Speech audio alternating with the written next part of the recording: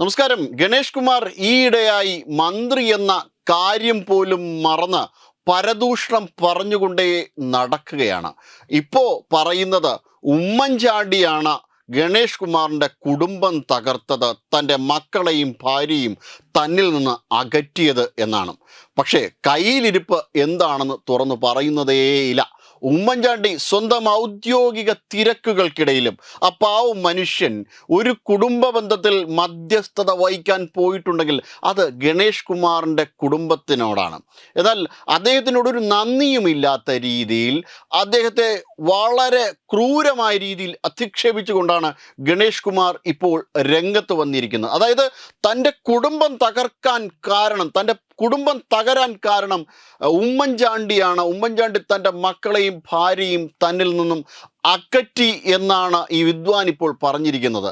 പക്ഷേ കാര്യങ്ങൾ എന്താണ് എന്ന് കേരളത്തിലുള്ളവർക്ക്, മലയാളികൾക്ക് കൃത്യമായിട്ട് അറിയാം. ഇത് യാമിനി തങ്കച്ചി തന്നെ, ഗണേഷ് കുമാറിൻ്റെ പഴയ ഭാര്യയായ യാമിനി തങ്കച്ചി തന്നെ പറഞ്ഞിട്ടുണ്ട്. എത്ര മൃഗീയമായിട്ടാണ് ആ പാവത്തിനെ ഗണേഷ് കുമാർ നേരിട്ടിട്ടുള്ളതെന്ന്. ഒരു പക്ഷേ ഇപ്പോൾ രാഹുൽ മാങ്കൂട്ടത്തിന് പകരം ഒരു അന്വേഷണം നടക്കുകയാണെങ്കിൽ ഗണേഷ് കുമാർ അറസ്റ്റിലാകും. അത്രയേറെ ക്രൂരമായിട്ടാണ് ഇദ്ദേഹം കാര്യങ്ങൾ നിയന്ത്രിച്ചിരുന്നത്. അങ്ങനെയാണ് യഥാർത്ഥത്തിൽ ഗണേഷ് കുമാറിന് എതിരെ മൊഴി നൽകാൻ സ്വന്തം ഭാര്യയായ യാമിനി തങ്കച്ചി തന്നെ തയ്യാറായത്. അതായത് ഇദ്ദേഹം ഒരു ലൈംഗിക കുറ്റവാളി എന്ന നിലയിൽ തന്നെയാണ് അങ്ങനെ കാര്യങ്ങളൊക്കെ മുന്നോട്ട് കൊണ്ട് നീക്കുന്നത്. ഒരുപാട് ബന്ധങ്ങൾ സ്വന്തം വീട്ടിൽ വെച്ച് മറ്റൊരു സ്ത്രീയുടെ ഭർത്താവ് കയറി വന്ന് ആക്രമിച്ച ഏക മന്ത്രി ചിലപ്പോൾ ഗണേഷ് കുമാർ മാത്രമായിരിക്കും. ഇപ്പോൾ അദ്ദേഹം മാന്യത നടിച്ചു നടക്കുകയാണ്, മാന്യത പറഞ്ഞുകൊണ്ട് നടക്കുകയാണ്, എല്ലാവരെയും ഉപദേശിക്കുകയാണ്. പക്ഷേ ജനങ്ങൾക്ക് എല്ലാ കാര്യങ്ങൾക്കും ഒരു വ്യക്തതയുണ്ട്. എന്താണ് ഉമ്മൻചാണ്ടി എന്ന മനുഷ്യൻ ചെയ്തത് എന്നും ഉമ്മൻചാണ്ടിയോട് എന്താണ് താങ്കളൊക്കെ ചെയ്തത് എന്നും ജനങ്ങൾക്ക് വളരെ വ്യക്തതയുണ്ട്.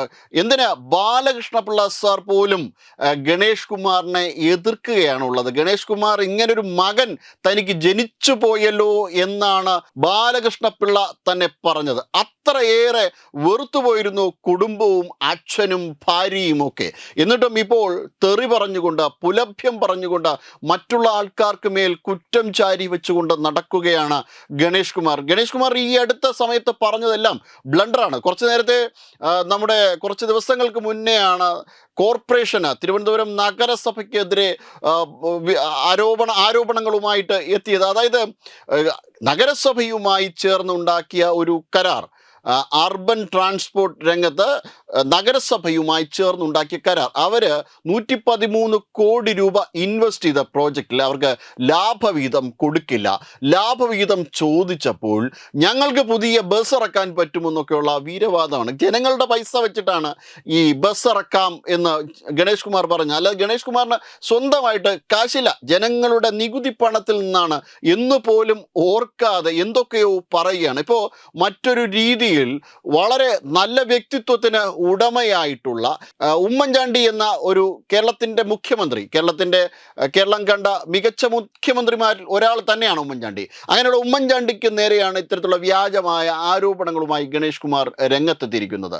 എന്തായാലും ഗണേഷ് കുമാറിൻ്റെ ഭാവി കണ്ടു തന്നെ അറിയാം. വെബ് ഡെസ്ക് തത്വമൈ ന്യൂസ്.